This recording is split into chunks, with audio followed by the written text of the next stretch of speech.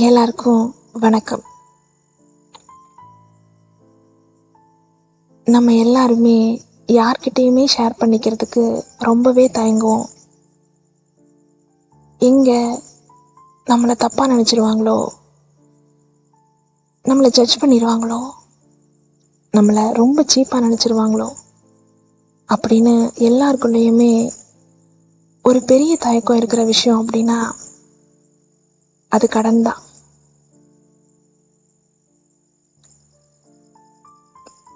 கடனை பற்றி அவ்வளவு ஈஸியாக நம்மளால் வெளியில் சொல்லிட முடியாது. யாருக்கும் தெரியாமல் நமக்குள்ளேயே ரகசியமாக வச்சுக்கிட்டு உள்ளுக்குள்ளேயே ரொம்ப கஷ்டப்படுவோம்.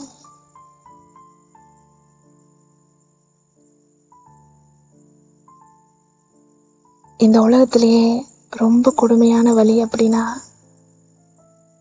அது காதல் வலியோ பிரேக்கப் வலியோ எல்லாம் இல்லைங்க. கடன் பட்டவங்களுக்கு தான் அந்த வலி தெரியும்.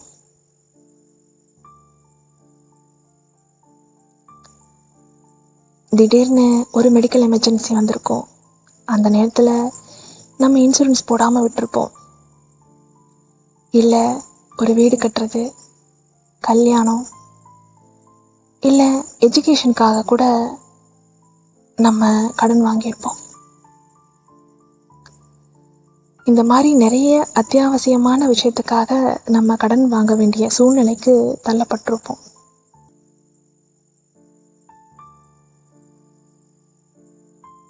ஒரு மிடில் கிளாஸ் ஃபேமிலியை ரன் பண்ணணும்னா கூட கண்டிப்பாக ஏதாவது ஒரு இஎம்ஐ போட்டு தான் ஆகணும், இல்லையா?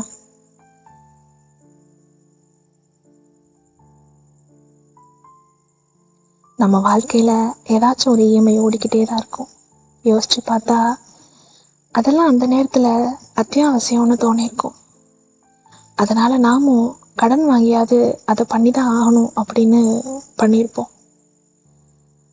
ஆனால் சில நேரங்களில் நமக்குள்ளே இருக்கிற ஓவர் கான்ஃபிடென்ஸ், அப்புறம் கொஞ்சம் ஆடம்பரம், இதுக்கெல்லாமாகவும் நம்ம கடன் வாங்க வேண்டிய சூழ்நிலைக்கு போயிருப்போம்.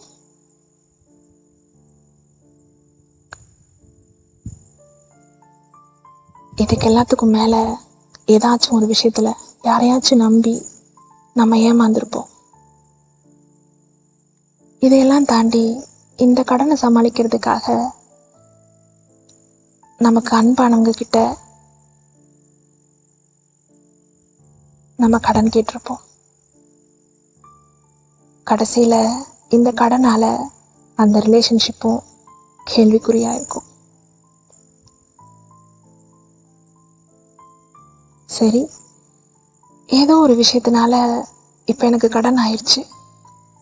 இப்போது இதை எப்படி சமாளிக்கிறது அப்படின்னா, என்கிட்ட உடனே உங்கள் எல்லா கடனையும் அடைக்கிறதுக்கு எந்த ஒரு மேஜிக்கையும் இல்லை.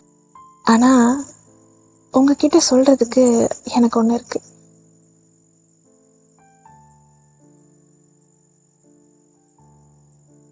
உங்களை நீங்கள் ப்ளேம் பண்ணி செல்ஃப் பனிஷ்மெண்ட் பண்ணுறத முதல்ல நிறுத்தணும்.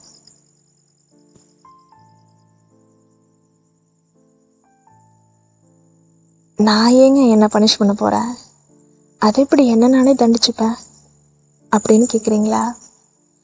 பனிஷ் பண்ணுறதுன்னா சாட்டையால் உங்களை நீங்களே அடிச்சுக்கிறது இல்லைங்க.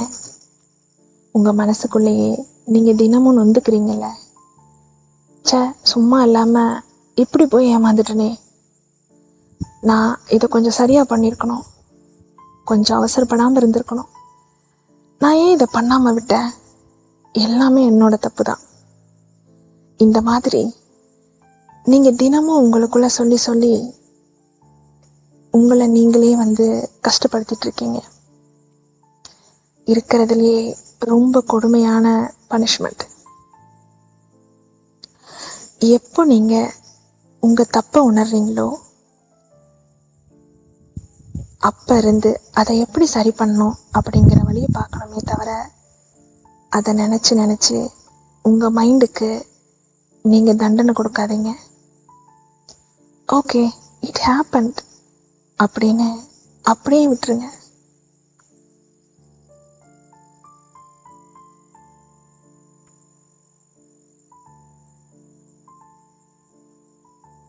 எல்லாத்தையும் கான்ஃபிடெண்ட்டாக ஃபேஸ் பண்ணுங்க.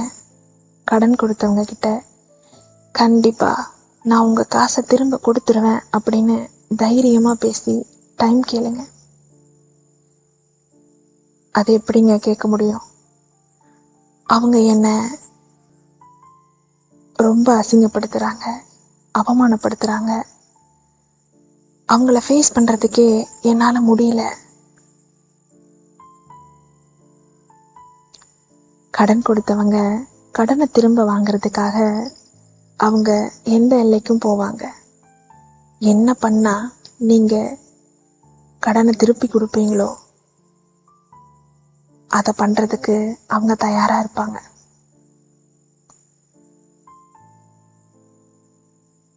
ஆனால் ஐயையோ அசிங்கமாயிருமே அப்படின்னு நீங்கள் பதறாதீங்க, பயப்படாதீங்க. ஏன்னா இந்த உலகத்தில் செய்யக்கூடாததெல்லாம் செஞ்சுட்டு எவ்வளவோ பேர் நிம்மதியாக சந்தோஷமாக வாழ்ந்துக்கிட்டு சுற்றிக்கிட்டு இருக்காங்க. நம்ம ஒன்றும் இல்லீகலாக திருடலை, தப்பான எந்த ஒரு காரியத்தையும் பண்ணலை.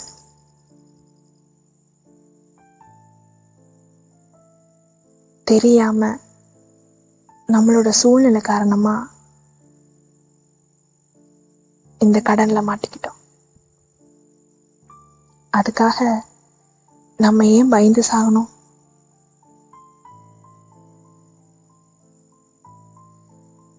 இங்கே எல்லாருக்குமே கடன் இருக்கு.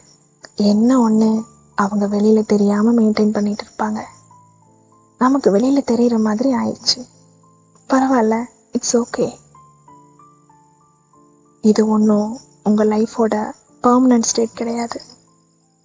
அதை மட்டும் உங்கள் மைண்டில் ஆழமாக வச்சுக்கோங்க.